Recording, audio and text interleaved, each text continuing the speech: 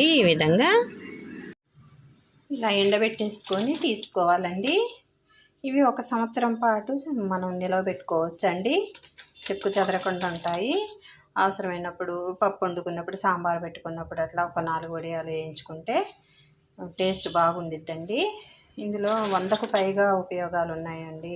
ఆరోగ్యకరమైన ఉపయోగాలు ఉన్నాయి కాబట్టి మనం బూడిద గుమ్మడికాయ దొరికినప్పుడు ఇలా పెట్టుకొని మనం వాడుకుంటే చాలా ఆరోగ్యానికి మంచిదండి. ఒక కళాయి తీసుకొని స్టవ్ వెలిగించి కళాయి పెట్టేసుకొని నూనె పోసుకొని 4 వడియాలు వేపించేసుకుందామండి. నూనె వేడెక్కింది.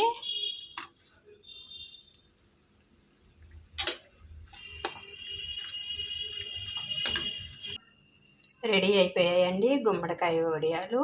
సులువుగా, ఈజీగా, టేస్టీగా